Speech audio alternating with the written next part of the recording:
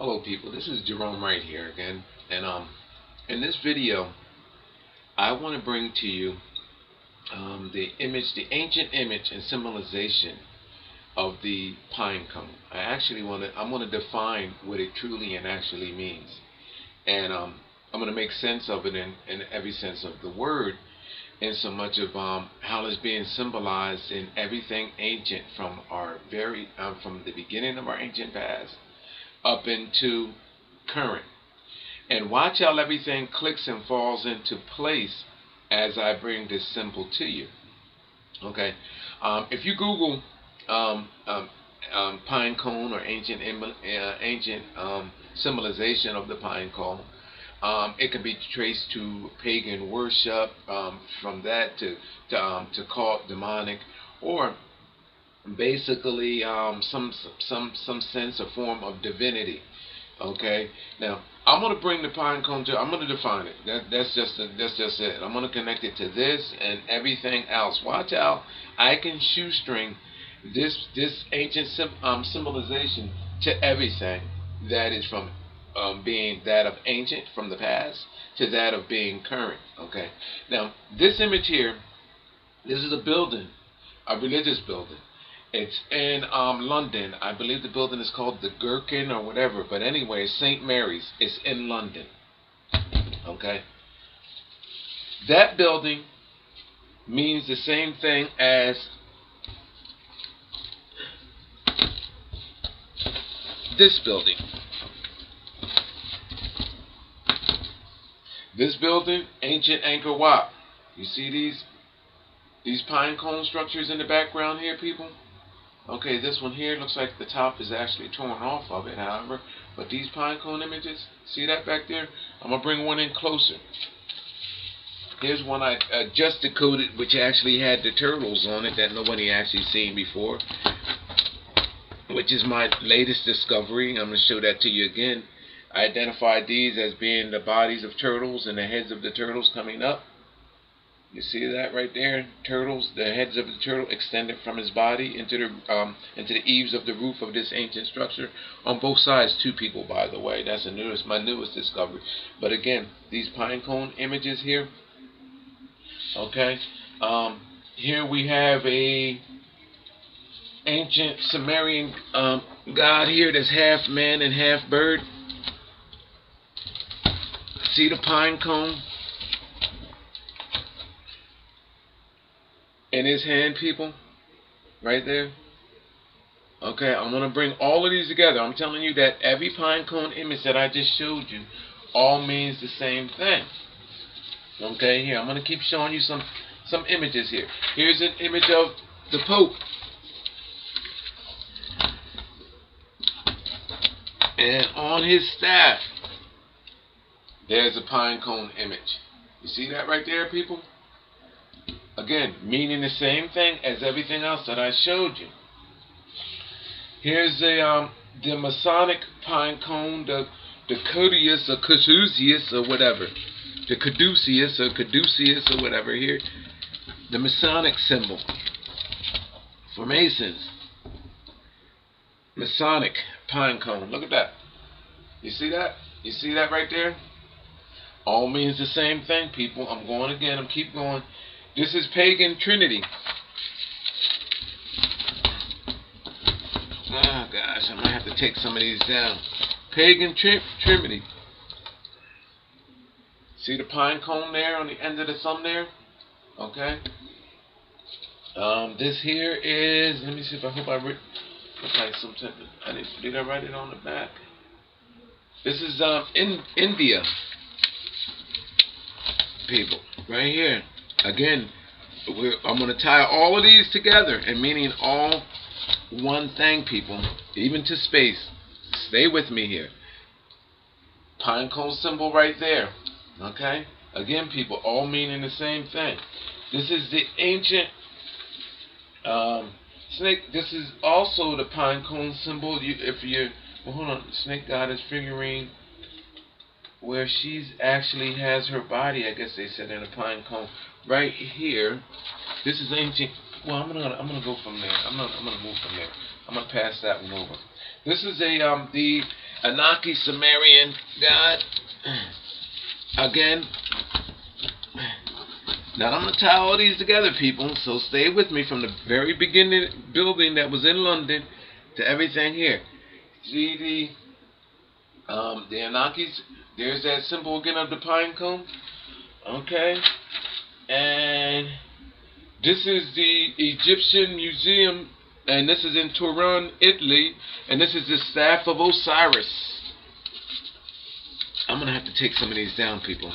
Alright, the staff of Osiris. You see the pine cone image up there, people? I'm going to show you what all of these mean in a minute. Let me take some down. And this is Barachius, Roman Greek god. I feel like I got to sneeze. Gosh, excuse me. Barachius. See the pine cone up there on the end of the staff? And here we have the Pygnia at the Vatican, which actually means pine cone, the Pygnia. Now, finally, okay, I got that up there. Now I'm going to stop with that one. I'm sure that there's many more that you can Google. I'm going to unlock the secret right here before your eyes to that of the pine cone, in which the last image, this here is actually what led me to unlocking the secret. Okay, and I have a video out on this image as well too, people, by the way. First of all, I already revealed the secret that these images in here, the way the bodies are cleverly positioned here, creates a face. The heads here creates the whites of the pupil of the eye on each side. Okay, this figure in the middle, which actually has a reptilian-like head and a nose, if you were to take the image down to thumbnail size, you will actually see the face of a reptilian being in the middle here. Okay, not just any reptilian being. This pine cone image is what actually led me to decoding what the ancient pine cone actually means. Okay, first of all, these here images, this face, it creates a snake-like face, not just of any snake. It also helped me identify the snake that it's actually referencing. However, the pine cone represents the tail of that of the rattler snake. Yes, that's what that means. This reptile right here, this reptilian face, imagine it coiled over and its tail coming over. The tail is on the head. And this symbolization is actually with the Pope's crown today in the Vatican. And that's what this is actually representing. It represents the tail of the rattler. It represents the reptilian snake, the rattler. That's what this means. This is in everything. From Angkor Wat to ancient Egypt, to China, to Japan, all through our world. That's what this is actually meaning. Okay. Now, how do I know this? Now, I'm going to show you something. How I identified the snake. I looked at these defining features.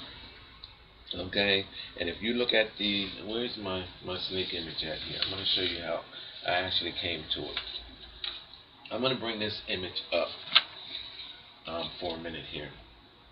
Once I realized what this was, once I identified, let me take you through as it unfolded with me. Once I realized what this was and represented, I knew that this was already reptilian. I started looking at the face, and I knew that this was the tail of the rattler. All I had to do was actually these little defining features and designings. All I had to do was just add them and see what they look like in comparison to that of a snake. And once I identified them to being that of a snake, I took and looked at the name of this, of what this represents, and what it said. And it said the Pygnia, which actually it means pine cone. But however, I took the name and translated it into what it actually really represents. I took the Pygnia and said, well, okay, well, let me look at, I googled Pygnia snake. Okay, and when I did that, I came up with the closest thing that I could come up with was the red pygmy rattlesnake. Okay, and when I googled that image, to my surprise, I came up with this. And all of these defining features of the pygmy snake comes to that. I'm going to show you how they match. Were a perfect match to previous findings and discoveries that I have actually made with referencing what I have actually came to find out. Now, let's go with the first one. Look at these defining features, people. First of all, look at that pygmy snake. Now, before I even was introduced to this, based on it being found from here, I took and looked. I have discovered this. This is the hidden flame nebula in space. This has been on my alien UFOs channels now for almost 2 years of my hidden flame nebula discoveries. This image of this snake was already there. All I did, people, was highlight it. In fact, there's another one back here in the flash of light back up in here. The same exact thing, almost like a twin snake back there. And this image is already there. All I did was just filled in the colors and highlighted them, and that's it. But this mass is already there. And this backdrop, almost like an egg in its mouth, is all depicted in cloud matter in space. Even the teeth, people, like if one tooth is bent back and holding this ball here, like this egg, all in space, depicted in space. Now you're talking about this mass being millions of light years in width and in length. Now, I mean, our world wouldn't probably even fit in a dot in here. Okay, so people, this is depicted in space, and I actually seen this in the Hidden Flame Nebula, drawn to it through my paranormal experience and encounter. Now, my snake, look at this. I drew this, people, and it's already dated, and it's already recorded on my Alien UFOs channel. Okay, look at the defining features of this, of the mouth and all, people. Look at this. It's identical to the likeness of this snake. It's a match. It's a match. So the ancestors of this snake, I'm alleging, is that of this snake. They evolved from space. Now, it should not be surprising to this, because you have these larger-than-life snakes that are at the Mayans temples in Mexico, and all throughout our world. There's a symbolization of snakes, even throughout ancient Egypt. But I'm going to show you something else, where there is a snake that I have just discovered recently. That of what was Jesus Christ. Here, in the Vatican, Nervi Hall. Here's my highlights of what's in that mass behind. There's the Pope down there. Hold on, let me bring the Pope up, people, so you can see the Pope. There's the Pope and his bishops off to either side. And this mass is at Nervi Hall. Now turn this to the side, people, like this here. And my highlights bring you the identical snake. Look at the mouth, people. How the mouth is folded over. Look at that. The identical snake that is there in my drawings, there, and which is here. The identical creature. Look at that. Look at this. The identical snake, people. You can Google the image yourself. Look at this. This is Nervi Hall in the Vatican. The identical snake. And now this is the body, for y'all that don't know, is the body of Jesus shown emerging from the head of this snake, which represents his reptilian ancestor, which is this creature which evolved from space, that I have made the connection with. Now, this is what the Vatican is paying homage to, memorializing here, right there at the hall. Now, I highlighted the eyes, but look at the eyes of this, people. Now, Google that image, and then take it down to thumbnail size. This creates the face of a reptilian man, when you take it down to thumbnail size, that creates that face, oops, this face, and that face. And it shows you a cross-referencing of genetics utilizing that of birds, which represents the ancient dinosaur. And that's why these birds are actually there. They represent the ancient dinosaur, which bird actually evolved from. Now, take these symbols, and there's reptilian faces in here too, people. Okay, now that I've shown you them to you and revealed them to you, you take these little symbols here, and they can now be applied to the face of the creature that they're actually representing, which is the rattlesnake. Okay, the ancient rattlesnake, which was probably in length and in size that it was probably unimaginable when it first evolved onto our planet through its evolutionary process or passage that it actually came onto our world.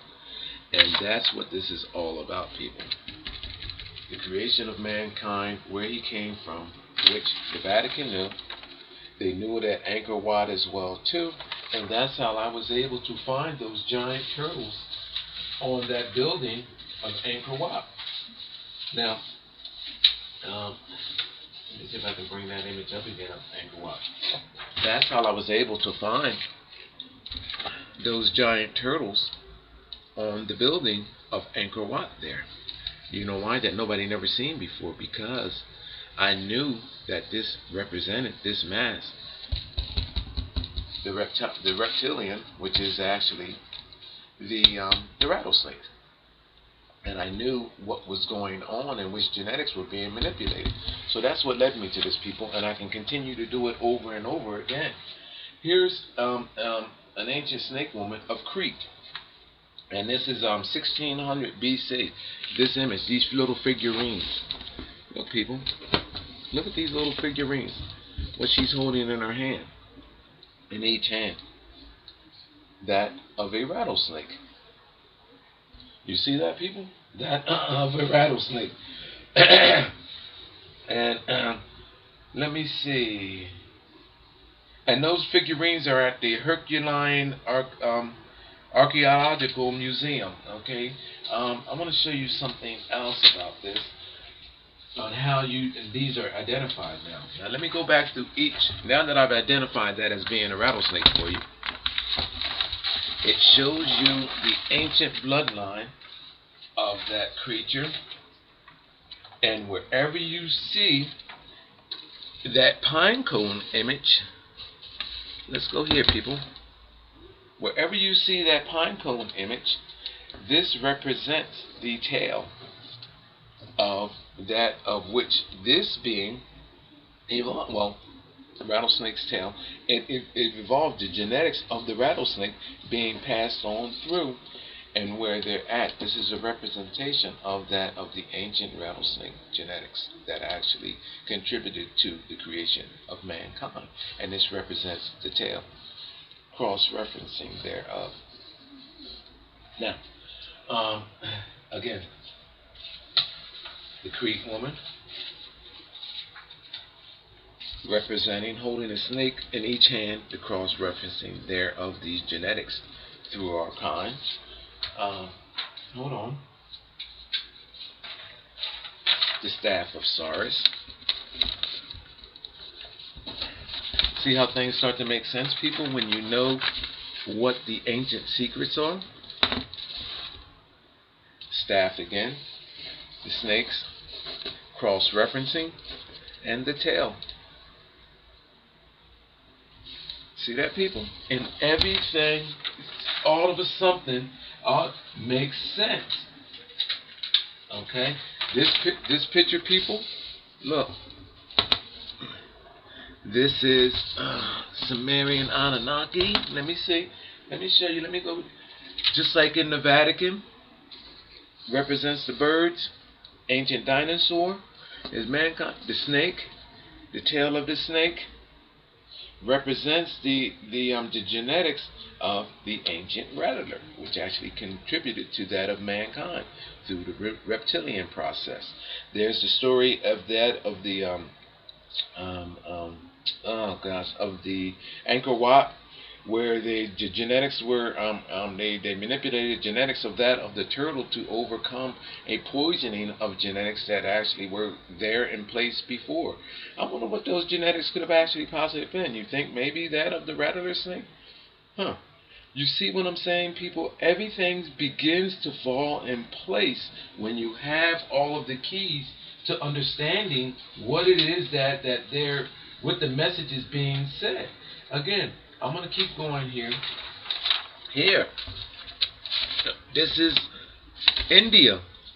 Look at this, people. Represents the tail of the snake and the reptilian bloodline of the snake. And here's the tail. This is what's being coming out of this being. That's what's being manipulated right down the line. Today, people, the same thing is going on with the Vatican and others that know. Kings and queens. Here you have the this is the pagan trinity. Look at this, people. What in the world? Who cannot see if there's a snake on this hand and a pine cone on this hand? It tells you that this snake, which is, I'm telling you, which is that of the rattler, ran through man, and the tail is over here, signifying the tail of the rattlesnake. This snake left this likeness and came into that of man, and this is why you see in the hand the snake there and the rattlesnake's tail over here. The genetics are in man. I mean, people, what is so hard about that to understand? You see what I'm saying? What is so hard about that? You know, our ideas on what we were actually deceived into believing is what actually keeps you from seeing the truth. Again, there's a staff, a pine cone up there. Two snakes shown cross-referencing this staff, which is a pine cone, which shows you the genetics.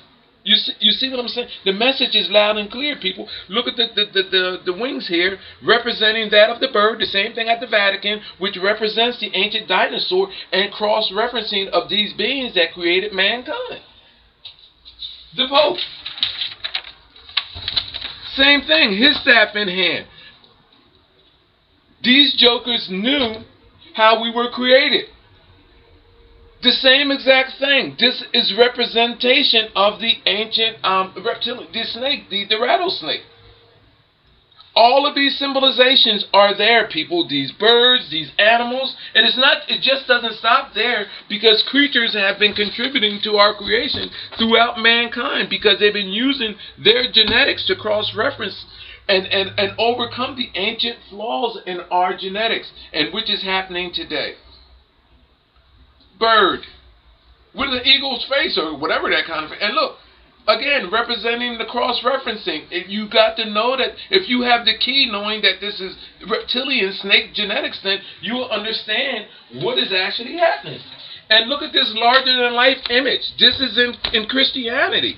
This is St. Mary's in London. Look at this, people. The snake of the rattletail. I mean, the head. I mean, the end of the snake's the rattletail snake. I mean, guys, I'm getting excited down here. The tail end of the rattlesnake. That's what this represents, people.